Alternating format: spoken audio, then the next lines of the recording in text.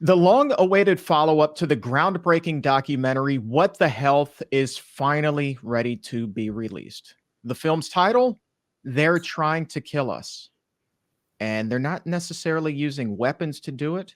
Instead, it's food. It's a novel concept, but it is a challenge that is faced by millions and millions and millions of Americans across the country and really around the world. But what you will see in this documentary is how it disproportionately affects African Americans. It is very eye opening, to say the least. And today we have the film's directors, the producers, the men just behind this incredible documentary are here with us. John Lewis, aka the Badass Vegan, and Keegan Kuhn are with us here today. Gentlemen, thank you both very much for being here. Thanks for having us. Yeah, thanks for having us. Gentlemen, what a concept this film is. It really does introduce the idea of how important diet can be to our overall health and just the bad situation that we're in overall in terms of food quality and, more importantly, food availability for so many people who, especially, are living in these impoverished areas. So, John, let's start with you here. When you put this film together, you put an interesting spin on it. Both of you did, but this one is through the lens of the hip hop community. So tell us a little bit about why that was important to this film and, just really what drove you to try to bring this message forward. Yeah, I would have to say, hip hop, is twofold pretty much. One is that hip hop is the most influential genre of all times. Like if you even think about it, I always tell people, if you really think about how influential it is, people, they eat what the people eat, they drink what the people drink, they travel to where they travel, they wear the clothes that they wear, but they don't know this aspect that a lot of hip hop artists, even if they're not full time vegan, they dabble in it, like when they get ready for shows or when they're getting ready for tours or whatever the case is, because they know how healthy it is. And health is wealth in general. But when you're an artist and you're trying to prolong your career, it's very important. The second fold is that hip hop has always been the news system of the community. What mainstream media won't cover, hip hop will cover. And that's always been the case. A lot of people, including myself growing up, I got most of my, news per se from the hip hop artists in the community. So it was the perfect tie in to bring something that's so important to the people and use this platform. Yeah, and I love the fact that that was said just specifically in the film, is that hip hop was essentially the news service. Hip hop artists were reporters. I never really looked at it quite like that before, and I think that it would be hard for anyone in my position to look at it quite like that. But then, if you think about it, you look back at those artists like Public Enemy, and NWA, who were really putting those messages out there in the mainstream for a lot of us for the very first time. Really eye-opening. And so even though you're not Yeah. seeing them on the CBS nightly news or anything like that, nonetheless, those guys are putting the facts out there.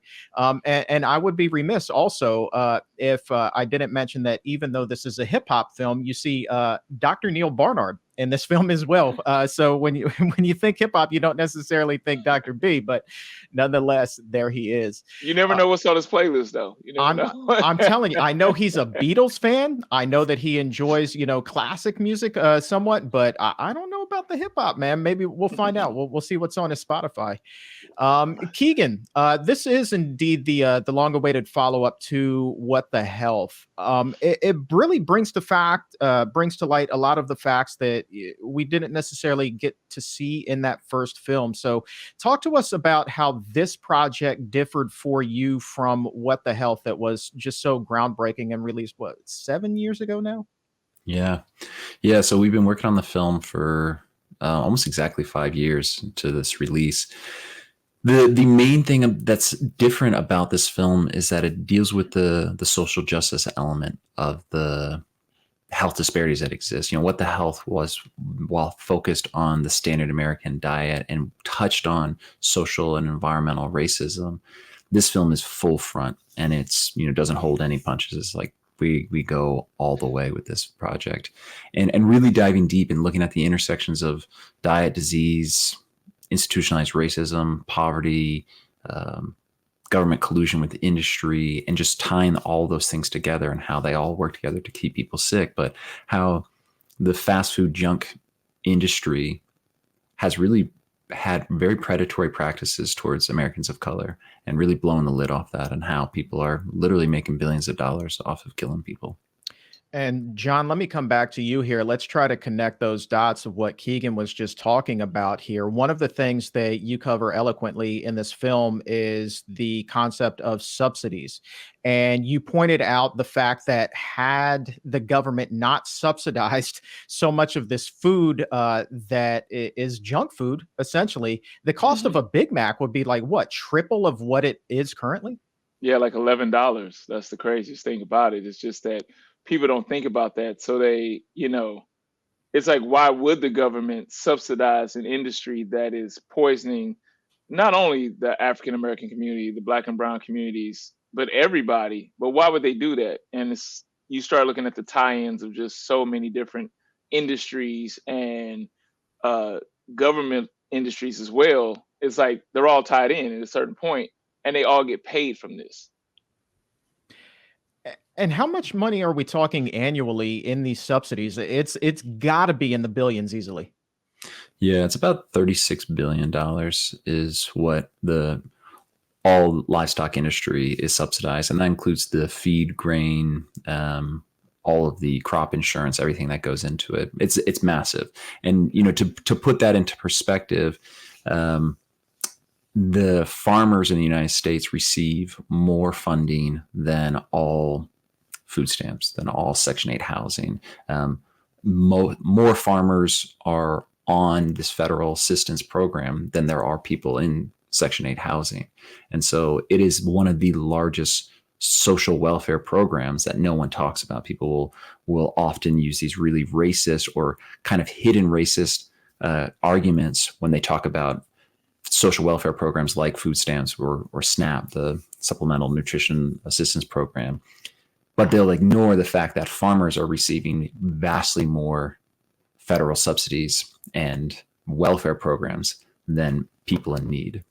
Right. And one of the things that you guys point out in the film as well is that corn is one of these crops that is heavily subsidized. And you think, oh, well, corn's healthy.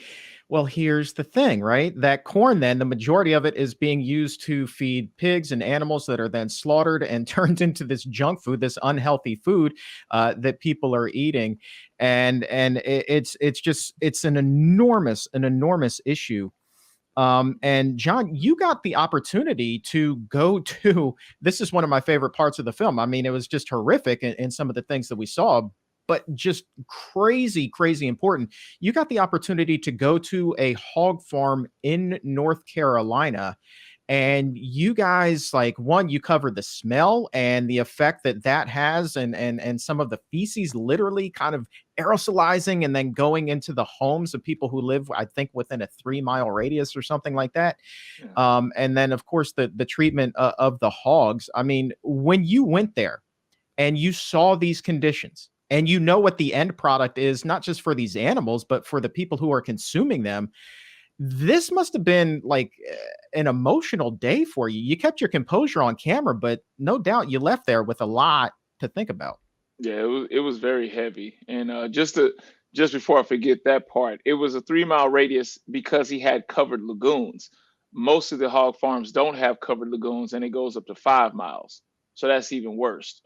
Which is interesting that he thought he was doing a great thing by having a covered lagoon and having these certain systems there. He thought he was pretty much had like the cleanest hog farm in America, which it was just ironic to see.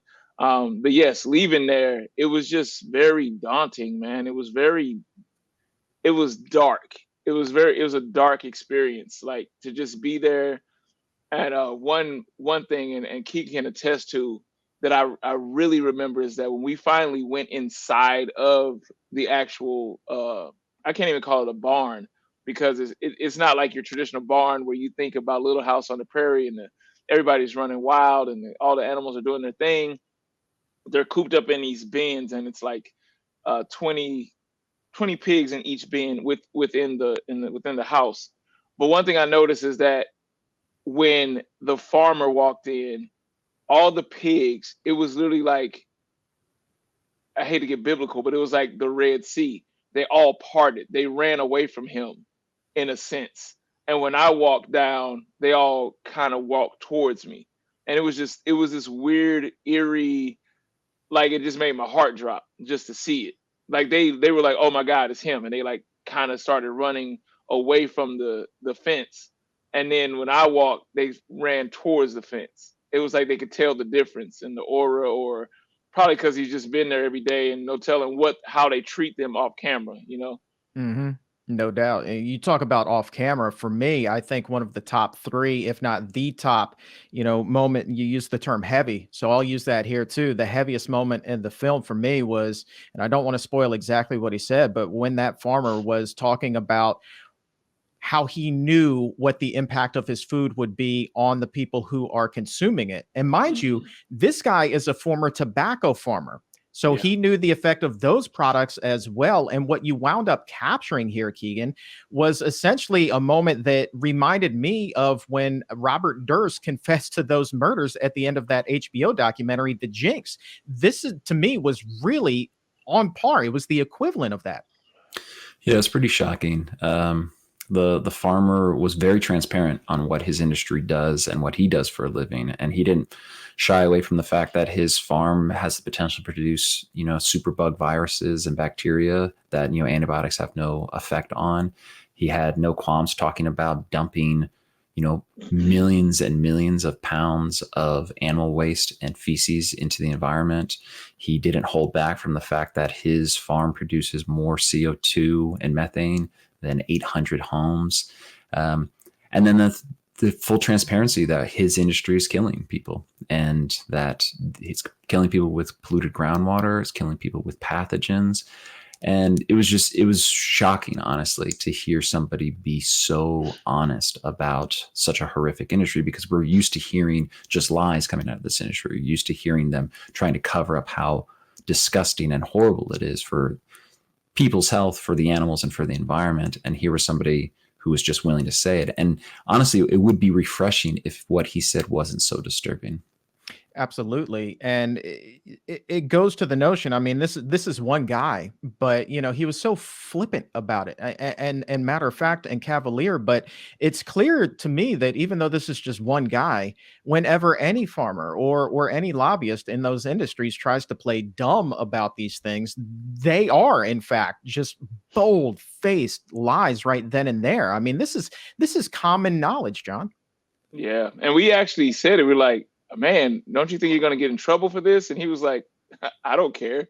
Like he like literally, he's like he basically has been in the game so long. He's like, not that, I don't want to say it's the mafia, but it was kind of like that. Like, I've got skin in this game. I've been here for this long. They can't do anything to me, kind of thing. Like he didn't care about sharing it. In fact, the part that you're talking about, which not to give away the movie, but that part that you're talking about when he kind of professed what he did, he said that to me, and I actually said, "Hey, do you mind saying that again?" Because Keegan was outside getting drone footage of the place, and I ran outside to get Keegan. Like, you won't believe what he just said.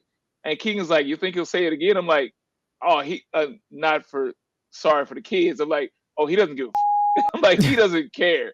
Like, he'll say it again." And we go back in, and we didn't even bother to mic him back up because we wanted to get it raw again, and he knew we were recording. It wasn't like we snuck the camera in, and he just said it again, and we were like, "Wow!" Like, in fact, if you listen to it, you hear me chuckle a little bit because I'm like, I can't believe he just actually said this again. With like the way he laughed and chuckled with what he's done was just, it was crazy. Do you think that this was some kind of a subtle crisis of conscience there, or his moral No, compass? Like what is no. this? No, that was I'm damn near 80 years old and I don't care anymore. That's what that was. That was, we all got. My mom is 85 years old. The stuff she says today, I'm like, "Mom, you can't say like, whoa, what? Calm." Like, I think they say like the older you get, the just less f's you give, and he is at that point. Like, he just doesn't care. Like you said, he's been doing the tobacco for those many years, and then he switched over to the hog farming. He doesn't care. He knew we were recording everything he was saying. You brought up your mom. and Yeah. she is really one of the big inspirations for you behind this film because she had her own struggles with health that were largely diet driven. Yeah.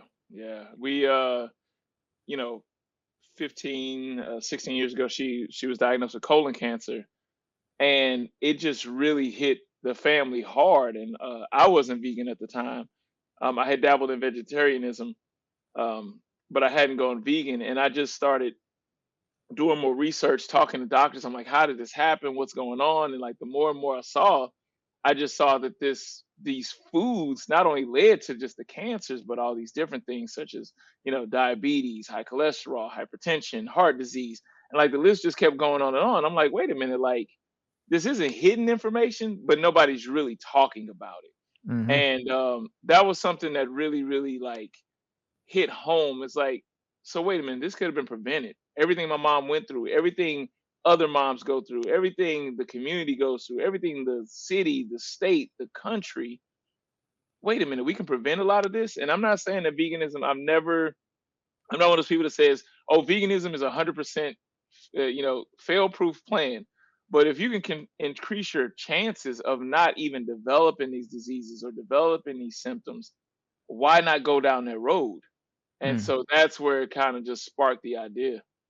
And it's I mean, that's such unfortunately, a common theme in so many Black families, and that was really, so well presented also in the film, you know? I mean, you have all of these celebrities, these hip hop stars, Dame Dash, Maya, Styles P, Neo, then you've got Chris Paul in the NBA, John Sally, he won himself a championship, Billie Eilish, the singer, all talking about family members and even themselves who have had some struggles with it, right down to people who have had limbs amputated, Mhm. and it's just crazy. And then there's Eric Adams, and I will not ever forget the conversation that you had with him that's included in the film, where he's running down everything that he went through with the diabetes and the nerve damage Mhm. and the blindness and the blood pressure, cholesterol, like just the whole gamut. And he basically referred to it as the black package.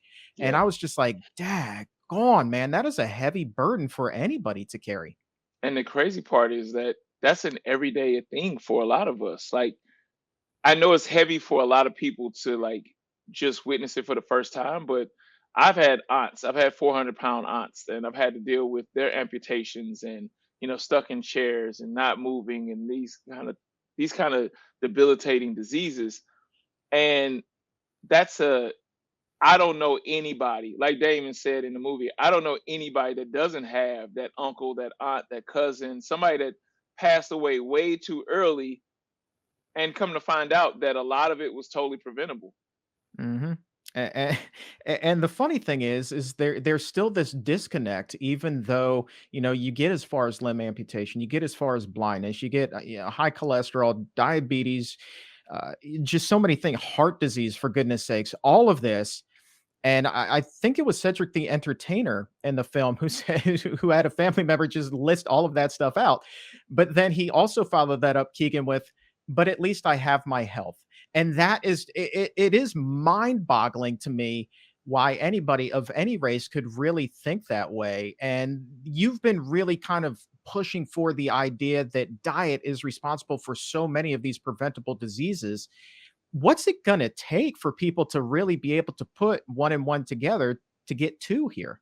Yeah, yeah, it's a hard one. I think people are so accustomed to sickness, and people are so accustomed to family members being sick. And this is, across the cultures, but particularly in the United States, that people just think, well, this is just the way it is. You get older and you get diabetes, you get heart disease, you die of a heart attack at 55. Like that's just normal.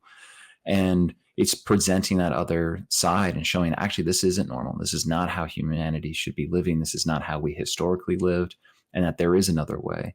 And so I honestly, my perspective is that this has to come from grassroots. This has to come from education. I really feel that people can't make informed decisions unless they have all the information. And right now there is a censorship on information. And so getting a film out like this that shows that there is another way, that you don't have to necessarily die from type 2 diabetes at 45 years old, that you can actually prevent a lot of the killer chronic diseases simply by changing what you eat. And I think that for people who aren't really familiar with the gravity of the issues that are being addressed in this film, they will think that, well, all you have to do is eat better, right? It's that easy, right? If you eat healthier Yeah. foods, you won't have these problems. But what is addressed in the film is that the access to these healthy foods is almost non-existent in a lot of these impoverished areas.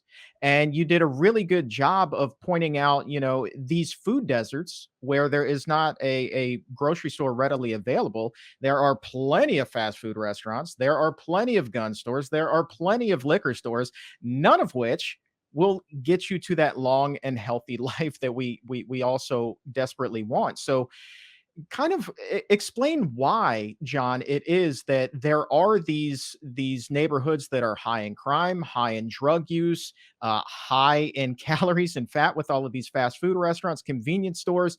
But why aren't there grocery stores too? I think it, and I hate to be that guy, but I really don't hate to be that guy. But it results all the way back to slavery. When the slaves were released, they didn't set them up with communities that were basically thriving. They said, think about it.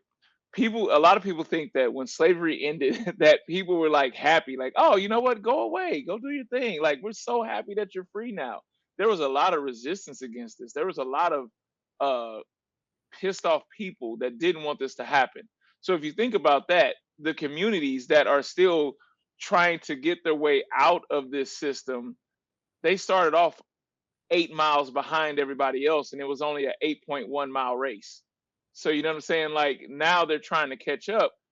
The system has gotten better, yeah, but has it gotten its best? No. So now we have to basically get to a point where we understand that these systems where the grocery stores, the premier grocery stores, aren't in the so-called hood or underprivileged communities.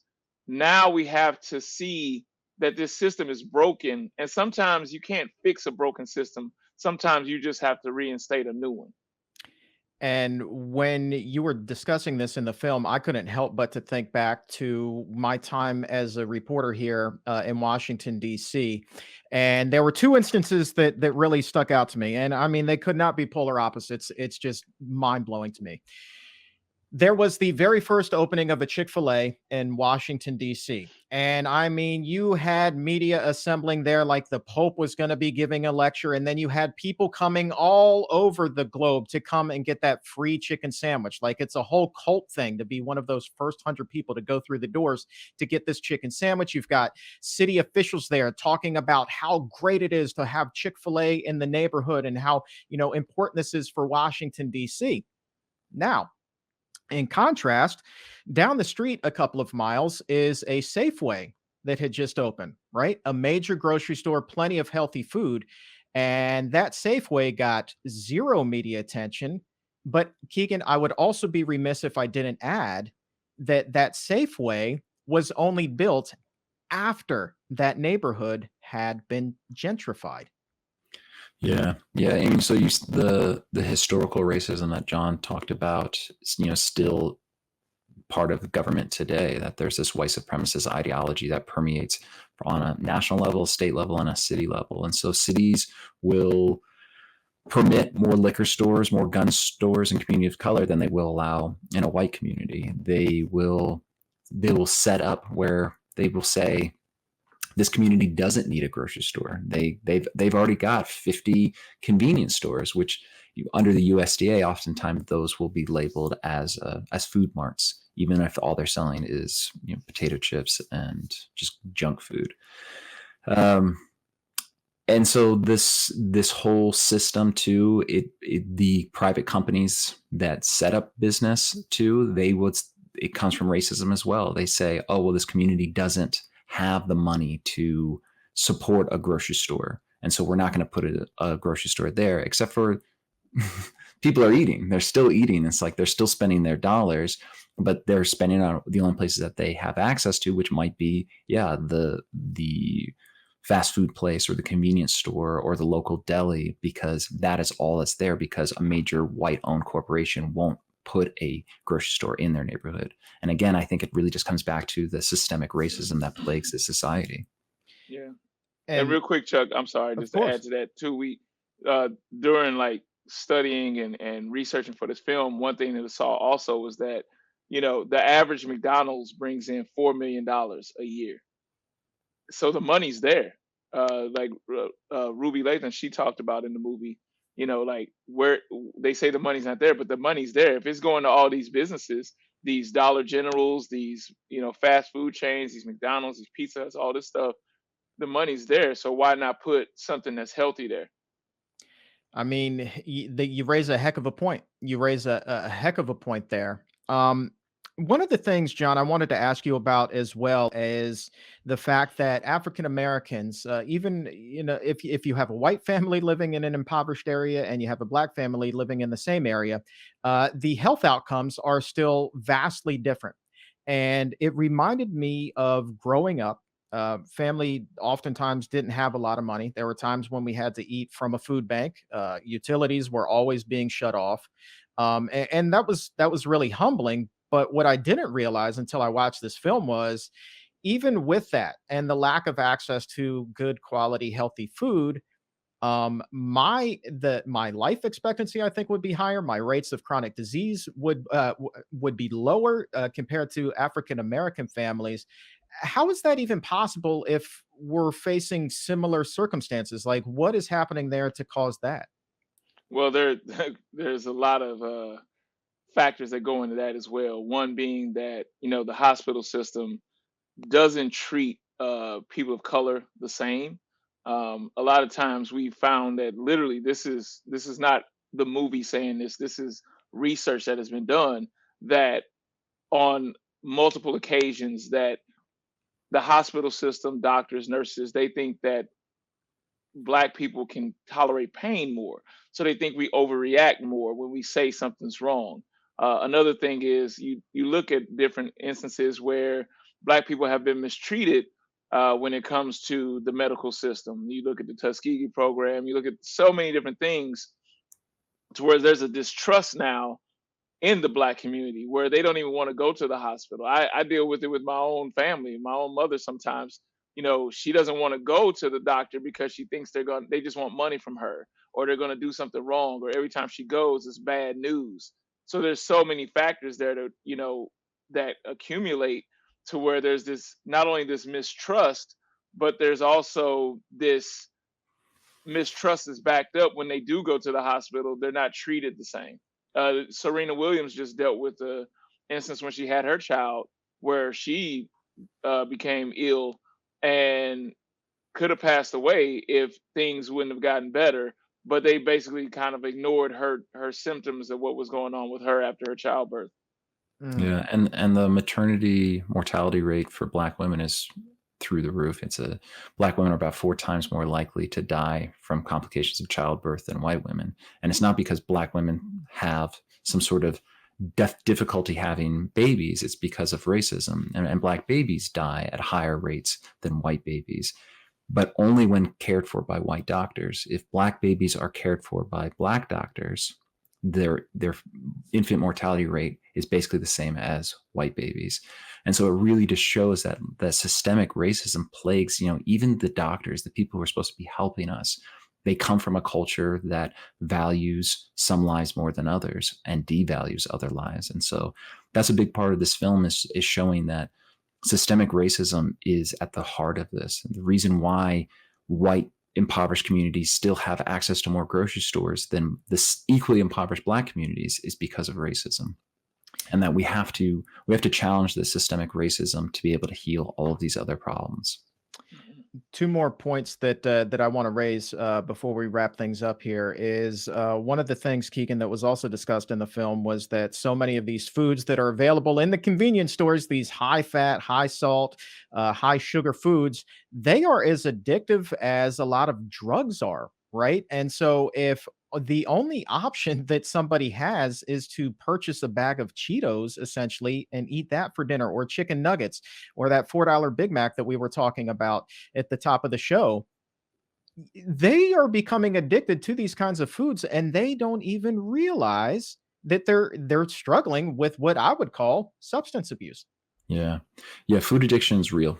And if if you struggle with any sort of, mental struggles, depression and depression caused by your environment, of course, you're going to find comfort wherever you can. And if you have these highly addictive foods, foods that have a lot of processed sugar, which can stimulate the same parts of your brain that you would get from, cocaine, then of course, yeah, you're going to go to that. But you're also going to go to that because that's all available in your neighborhood. There's not a grocery store. There's not a farmer's market. There's not a fruit stand. You are going to eat because you have to eat. And so there's part of the conversation too is to not even use the term food desert anymore, to say nutrition desert, because people are eating. They're not dying of starvation, but there's no nutrition in the food. Or food swamps is, a lot of people think is a more appropriate term, that, hey, there's food, but it is just garbage and people are subsisting and dying prematurely off of just garbage. And this garbage is being dumped in communities, and this is a concerted effort to market these products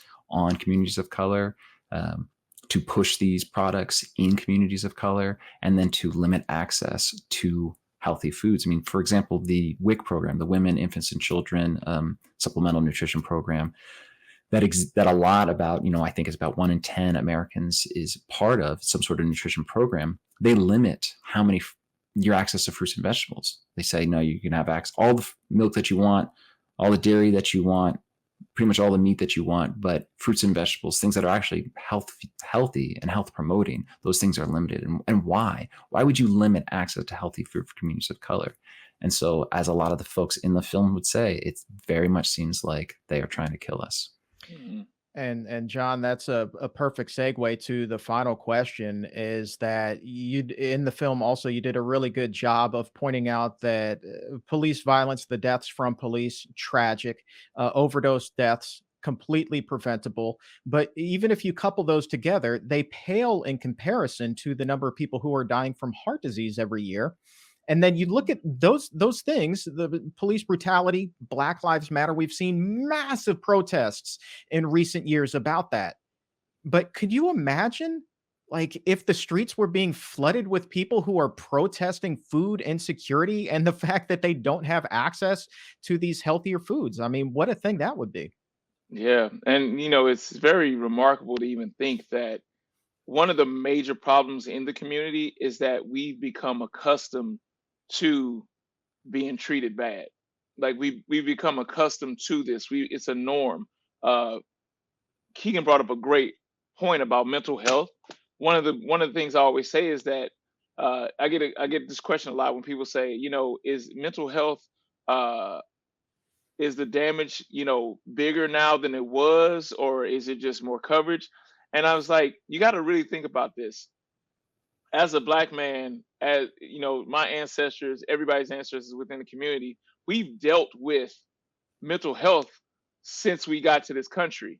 It's just nobody talked about it. You can't tell me that a slave that's out there on the field for 20 hours a day, getting beat, having his wife raped, having his kids killed, there's no mental health problems going on. It's just we have become so accustomed to it that we have to just deal with it on our own. And to go along with what you're saying, Chuck, imagine if we all banded together and said, all right, enough of this. Let's get our mental health together. Let's get our physical health together. Let's get our kids together. Let's get our spouses together. Let's make sure that we're a healthy community all the way across the board. Imagine the impact that would have on not only just, okay, our food industry, but our school system, our government. Imagine if we all banded together for that.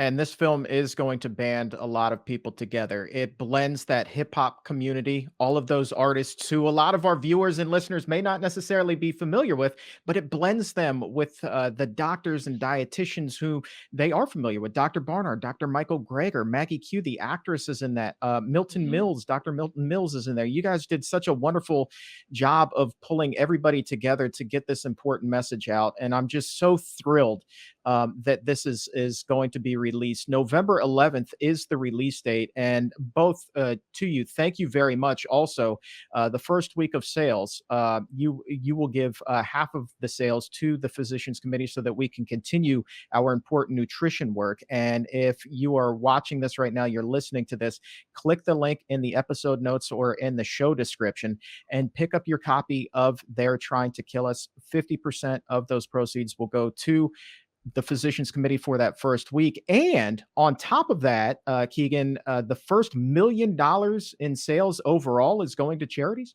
Yeah, so we're doing this really what I think is a brilliant cooperative release that John came up with, which is sharing. And so our goal is 50% of profits are being split among organizations like PCRM and who have their own unique links. So if folks want to support PCRM and support the important work that you all are doing, use that unique link, and 50% of sales will go to PCRM. And then the 50% that we keep, up to the first $1 million, we're donating entirely to charity. And so, John and I have worked on this film for 5+ years. And from this onset, we wanted to make sure that this film fed people. It fed people figuratively and literally.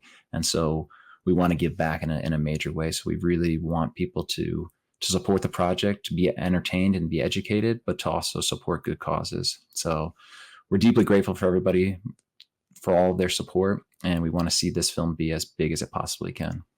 This is a must-watch, an absolute must-watch for anybody who is interested in not only helping themselves, but making a healthier community for us all to live in. It is a great film of understanding, of insight, and it just has one of the more important messages that could ever possibly be put out there. It's the follow-up to What the Health. November 11th is the release date. It is They Are Trying to Kill Us. John Lewis, Badass Vegan, and Keegan Kuhn, thank you both very much for being here. Thanks so much for having us, brother. If your health IQ is a couple of points higher than it was a few minutes ago, go ahead and like this video or subscribe to the YouTube channel. And to take it even higher, head over to Apple Podcast or wherever you get your favorite shows. Look for The Exam Room by the Physicians Committee. Hit the subscribe button there as well and help to make your world a healthier place.